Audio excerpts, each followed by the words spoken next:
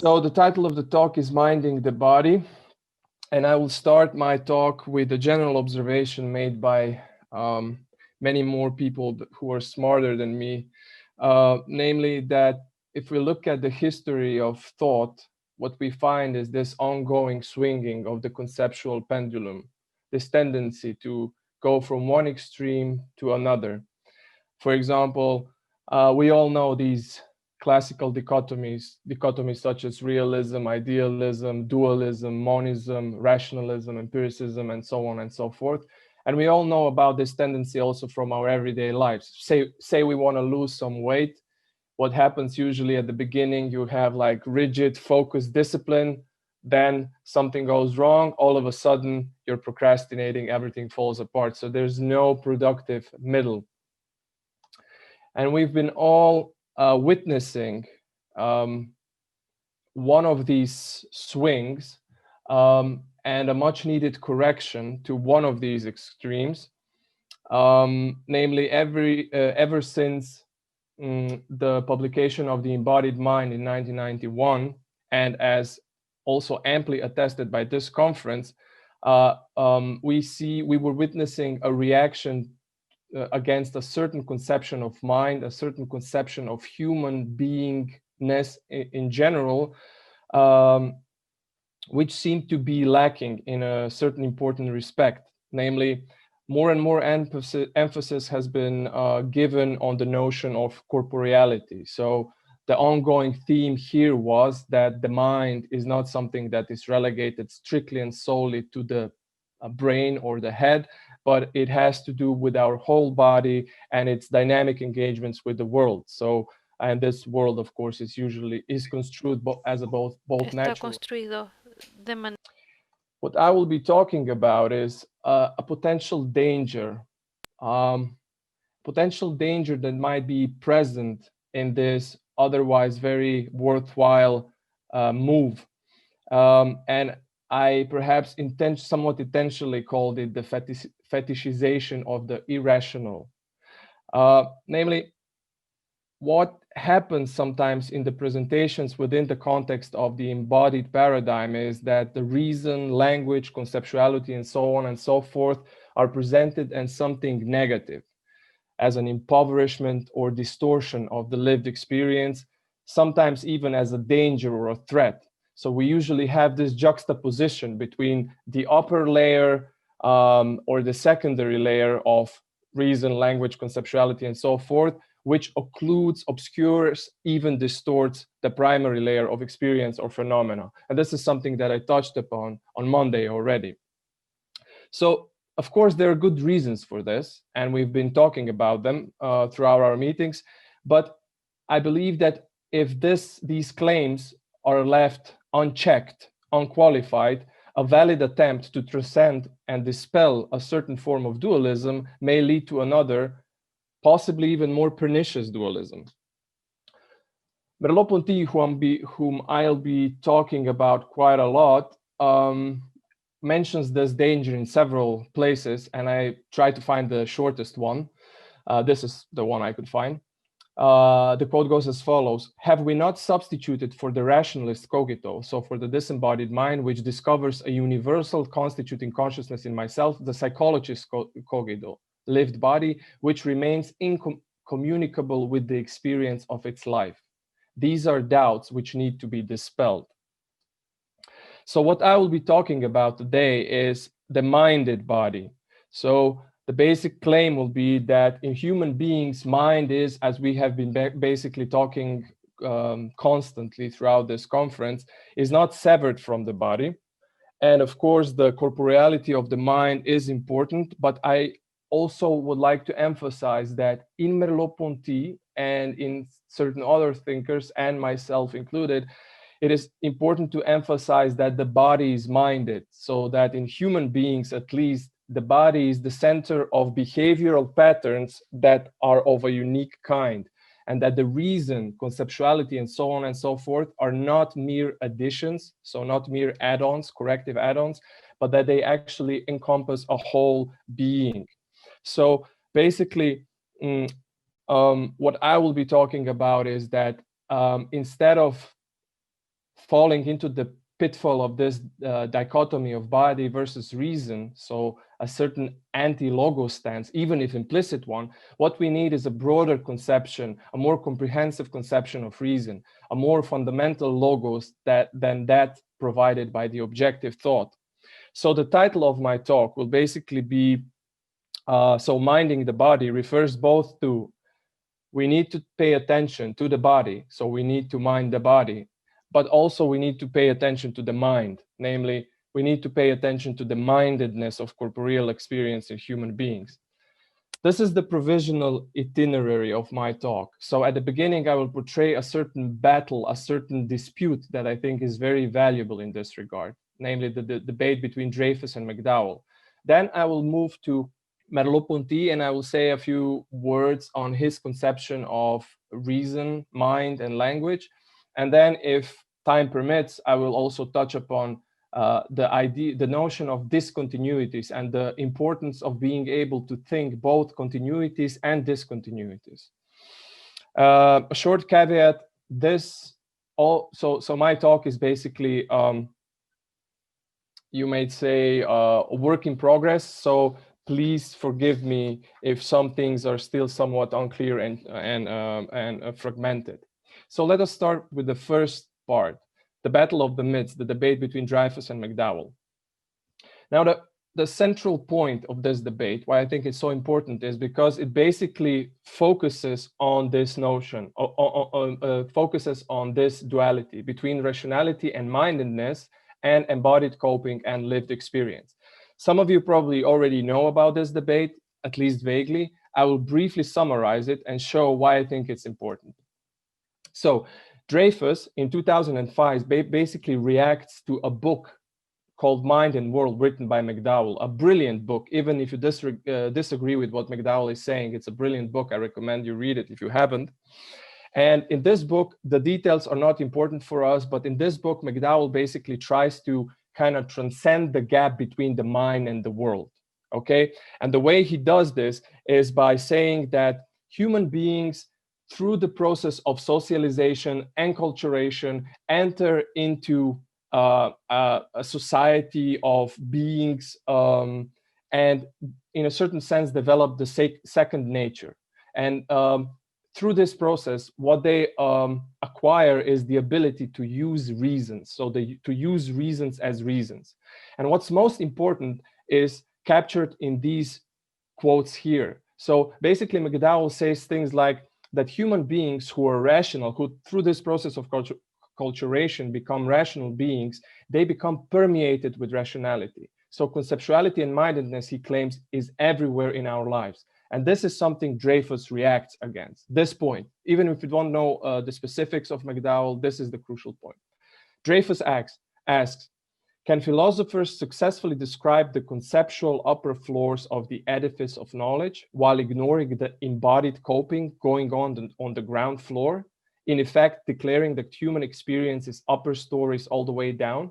So basically, Dreyfus claims that there is the ground floor of lived experience, of embodied coping, that McDowell and the vast majority of the Western philosophical canon ignore. And he draws on phenomenological tradition, particularly Heidegger and Merleau-Ponty, to show why this is problematic. So Dreyfus basically constructs an argument that for many of you will be fairly familiar. He says that what is truly primary is the absorbed coping. So what is truly primary is the lived experience, which manifests itself in skills and habits and expertise. And he provides many interesting examples of say, skilled craftsmen or sportsmen who are really good at their job, who basically do things in some sort of a flow, and they don't really need to think about what they're doing. So this lived experience, this primary level of absorbed coping, is related to affordances. So when we are in this experiential flow, we are not confronted with things and objects, but with affordances, so meaningful items that are given on a pre-reflective level. And the reason in human beings is only secondary. Reason enters the picture only when something goes wrong. For example, if I'm hammering something and I hurt my finger or something like that. So this is where reason enters the picture, when there is a certain break in this flowing state of absorbed coping. And he basically says that McDowell has fallen prey to the myth of the mental, the myth of the mental. So he puts too much emphasis on reason. However, although this might sound convincing, Dreyfus has been severely criticized of introducing a new version of the old version of dualism. It's called phenomenological fundamentalism, where you have like the primary layer of lived experience of absorbed coping and the rational layer, which somehow intrudes and has this only corrective function. Now, McDowell responds to this and says that, well, all this is, interesting and nice, Dreyfus, and I buy 75% of your arguments. But he says that human beings, through the process of enculturation, particularly by entering into the linguistic community, acquire this capacity of openness to rationality. So McDowell claims that human beings have the ability of treating things in their experience as reasons, and they can shift between these reasons, and they can do this in a fairly autonomous way. And interestingly enough, he draws on a distinction that is characteristic or that has developed in the phenomenological tradition itself. So he basically turns the tables on Dreyfus and says, well, Heidegger and the rest of the bunch, they talked about the difference between environment and world. And Heidegger and also Merleau-Ponty talk about animals being in the environment, whereas human beings have the world. And the world is particularly this ability to enter the domain of reasons and see things from different perspectives, precisely because you can approach them through this capacity. So he says, sure, there are affordances, I grant you that. But in human beings, these affordances are always permeated with rationality. They're permeated with mindedness. They're always available to linguistic capacities. And he says, it is not me who has fallen prey to the myth, but it is you who has fallen prey to the myth. And that's the myth of the disembodied intellect. So, this idea that reason is merely some sort of an add-on, something that enters the picture when you need to correct something. And that's just a bizarre idea. If you adopt that, you're basically misconstruing the lived experience of a human being. However, McDowell too was criticized, and it was claimed that basically he's somehow over-rationalizing, that he's going too far. So he's basically, in a certain sense, boiling everything down to conceptuality, and therefore he's some sort of a neo-intellectualist. Okay, so that's the background. Okay, we see what's at store here. So now I'm moving on to Merleau-Ponty. Why have I decided to use Merleau-Ponty, aside from the fact that it's an author whom I've been working on for the past 5 years or so intensely? So first of all, he's the so-called Urvater of the embodied paradigm. Okay, everybody quotes Merleau-Ponty in the embodied community. The second thing is that, unfortunately, Merleau-Ponty often gets misrepresented and misquoted, and this for two reasons. First reason is people sometimes just pick and choose certain quotes from the phenomenology of perception. I mean, we have to give it to Merleau-Ponty in an engaging way, and his quotes really sound nice. So people take the quotes out of the context and use them. In this way, you can do almost everything you want with him. But there's also another problem, his premature death, unfortunately.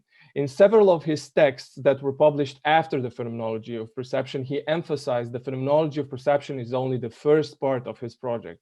He basically wanted to continue this and develop a project that would interconnect intellection, so intellect and perception, okay? So this is only the first part of the story. And also, if you read his books, if you read his texts very carefully, you see that basically he's portraying a very nuanced picture on this question. He's trying to dodge these dualisms. And here I provided only a few quotations from The Structure of Behavior, so from his first book, a book that rarely gets read, but is very interesting. It's a difficult one again, but very, very interesting and very, very full of interesting ideas. So I'll read just the first quote where Merleau-Ponty says, man is not a rational animal. The appearance of reason and mind does not leave intact a sphere of self-enclosed instincts in man. So it's not like man is an animal plus reason. No, man as a minded being basically has a specific mode of being, which means a specific patterns and ways of behaving that are somehow, and this is something that I'll try to untangle, uniquely different. And many of you might be surprised, except for those who have read Merleau-Ponty carefully, that basically Merleau-Ponty subscribes to this distinction between animals being in the environment and human beings being in the world. So animals have Umwelt, whereas human beings live in Welt, okay? I'll spend only a few words on this. Let me just check. Okay.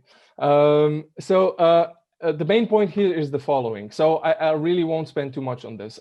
Animals, basically, Merleau-Ponty claims, are not machines. So this means that they don't react to certain discrete environmental, physical-chemical elements, but they react to meaningful units. And what's meaningful to them is determined by their organization, by their structure and the way they behave.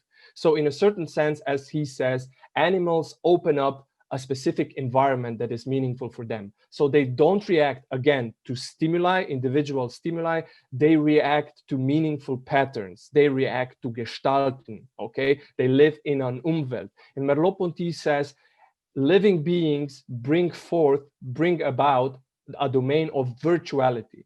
Now, human beings also live in a world of virtuality, but it's a different type of virtuality. This is something I call hyper-virtuality, and I'll try to explain why this is so. Namely, the main point of Merleau-Ponty is that there is a certain plasticity, flexibility, and pliability in human beings that makes their domain qualitatively different. In what way? Now, this is something I won't be able to go into specifics, but if you want, we can touch upon this in the discussion or whatever. Basically, Merleau-Ponty draws on Keller's experiments with chimpanzees. You all know about these experiments, at least vaguely, okay? It's those experiments where you have a monkey and then it uses a stick to do something with it, to grab a banana that's out of reach, okay? So it's an interesting in itself because, you know, the monkeys can use something as a tool, and this is very, very significant in and of itself. But Merleau-Ponty basically focuses on those aspects where the chimpanzees failed. So where they did something but couldn't do it like in a way that would be truly similar to how a human being usually goes about doing it. And this is something that, unfortunately, I cannot really go into, but it's very interesting. So again, if you want, we can talk about it. But the main point is the following. This is the main point for the rest of the talk. While chimpanzees and other animals in general have perspectivity, so they have a perspective, okay? This is something that there's a certain perspective from which things are meaningful for them. Through their organization and through their behavior, they open up the world of virtuality and meaning.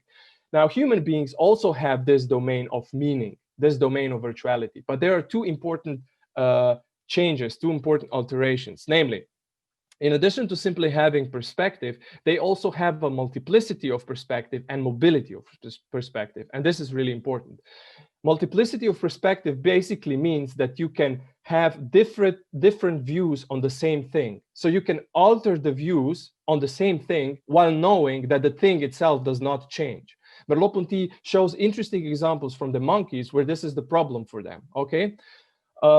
So this is the multiplicity of perspective, the ability to change the aspects of a given something, and you still retain the idea that this something is a thing. It's not like a multitude of different meaningful items.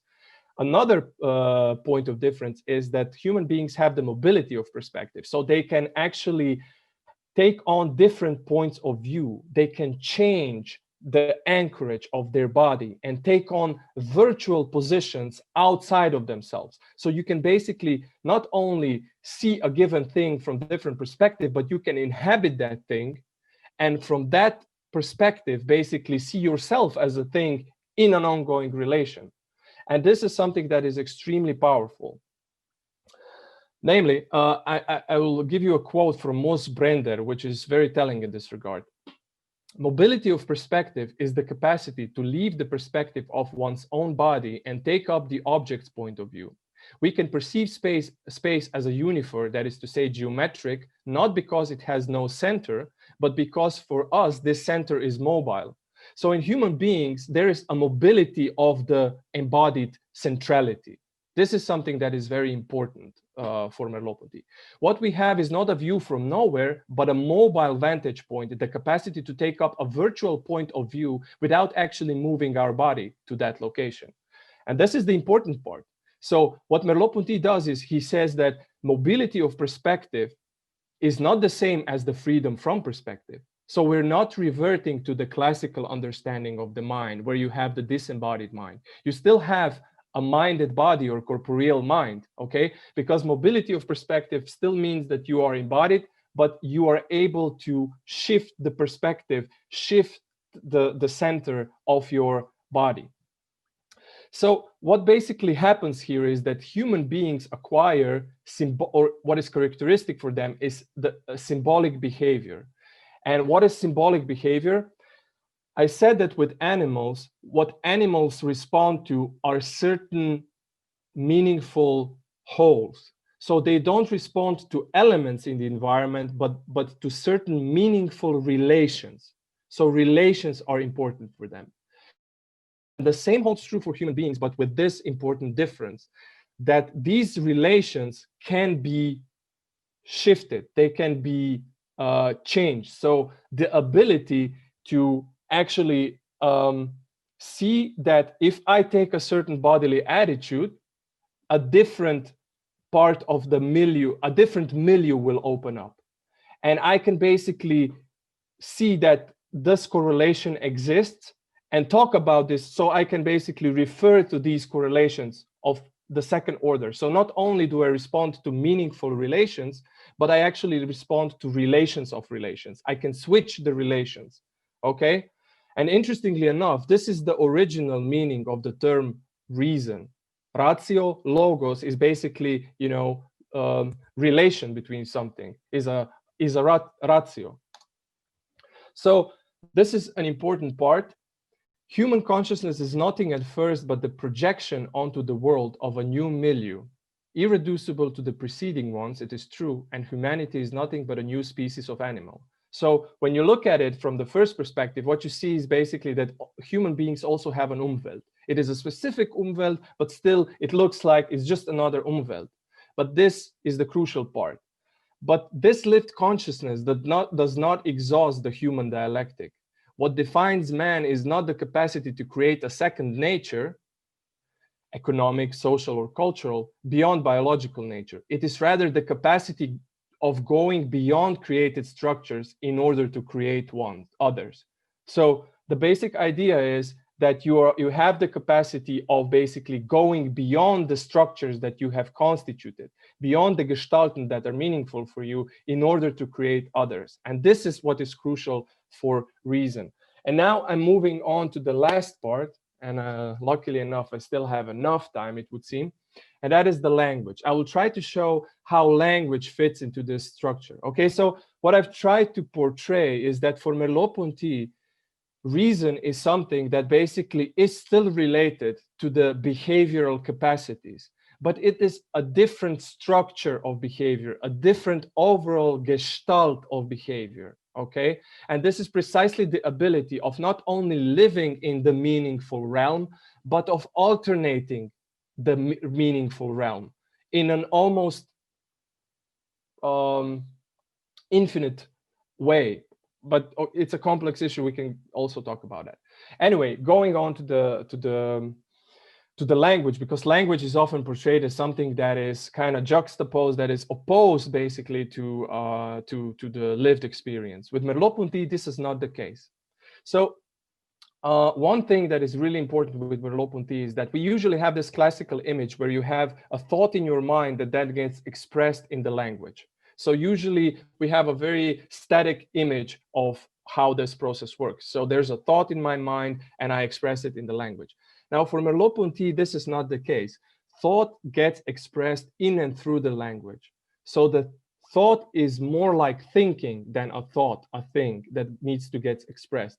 So what is important here is this dynamic constituting aspect that I will now focus on. And to give you just a very simple example, think about when you want to write a paper. You sit down, you don't know what you're going to write, okay? Or as my predecessor said, you know, I'm going to deliver a lecture, I have no idea what I'm going to say. And then you go and you say it, and the thought manifests itself in and through the words that you do. So in and through the writing, in and through the speaking. So there is this dynamic moment. And Merleau-Ponty basically distinguishes between two aspects of speech, two aspects of language. The disclosive or presentational function, these are my terms, by the way. He doesn't use these terms, he uses the different terms. And the representational function. He speaks about the first, he refers to the first with the term speaking speech and spoken speech. This is really important. The disclosive presentational function is the dynamic function. It is something that discloses a domain of meaning for me. It is when the meaning, the realm of meaning gets constituted. The representational function operates in the already constituted meanings. So when I enter a given society, a given culture, I'm already given predetermined, pre-fashioned meanings that are relevant in that culture. But I can use them in a way that produces new structures, new gestalten, new meanings, okay? And that's the disclosive presentational function. And these two are intimately interrelated, but they are different, okay? So the process of expression, the speaking speech, brings the meaning into existence. It opens a new field or a new dimension of our experience. It does not merely translate it. We usually think about that there is like a thought that then gets translated. Okay, I will give you an example. So there's difference between the speaking segment of speech and the spoken part of the speech. And it's an example of Helen Keller. I already mentioned Helen Keller. You know about Helen Keller. She was basically blind, mute, and deaf. Okay, blind, mute, and deaf since she was 18 months old. So a very, very interesting predicament. She described that experience as being at the sea in a dense fog. Okay, and this is the quote from a very famous book by her, The Story of My Life. We walked down the well house, attracted by the fragrance of the honeysuckle with which it was covered. Someone was drawing water and my teacher placed my hand under the spout. As the cool stream gushed over one hand, she spelled into the other word water, first slowly, then rapidly. I stood still, my whole attention fixed upon the motion of her fingers. Suddenly, I felt a misty consciousness as of something forgotten, a thrill of returning thought. And somehow the mystery of language was revealed to me. I knew then that water meant the wonderful something that flowed over my hand. The living word, this is important, the living word awakened my soul, gave it light, joy set it free. I left the well house eager to learn. Everything had a name, and each name gave birth to a new thought. As we returned to the house, each object that I touched seemed to quiver with life. So we have this aspect of language that basically discloses. It doesn't merely represent, but opens up new domains of meaning. For example, an interesting example provided by Merleau-Ponty. Even the most familiar thing appears indeterminate as long as we have not recalled its name. So sometimes you see something, what is it? What is it? And then you say the name and it's there, okay? And he also says the following.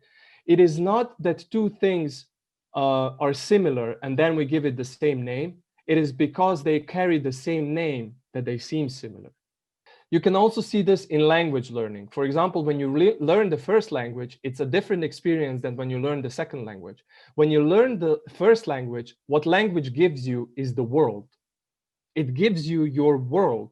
Whereas when you learn the second language, you already have a world. So you basically, what you do is you normally try to take the meanings from the world you live in and insert it into the new language. And we all know that the best way to learn the second language is to completely submerge in it. It is only when you enter into the new world that you're basically fluent in the language, yeah, because it opens up a different domains of meaning.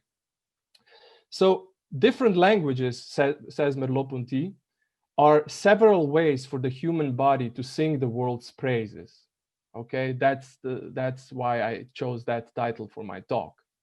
And the last thing that I will explain, apparently there will be no time for reflection, is that, as you see, language in a certain sense is very similar to a gesture. It is an act. Okay, there's an active element in it. And this, of course, reminds us of Maturana and Varela, where they talk about languaging, language as languaging, as an act. Merleau-Ponty says the spoken word is a gesture and its meaning a world. But, and this is very important, and this is something that I will end with, there are similarities and differences between the gesture and the speech. Namely, what are the similarities? If I want to understand a gesture, this is not a mechanical process, because the same gesture can mean different things to people from different countries. So I have to, in a certain sense, take in the meaning of the gesture. But it's not an intellectual process. I normally don't think about it. So it's something that Merleau-Ponty calls reciprocity of intentions. The way I describe it here is an inactive synchronization. I have to somehow synchronize with the other person. Yeah? This is this co-corporeality that Merleau-Ponty also talks about, or co-worlding. We have to inhabit the same world.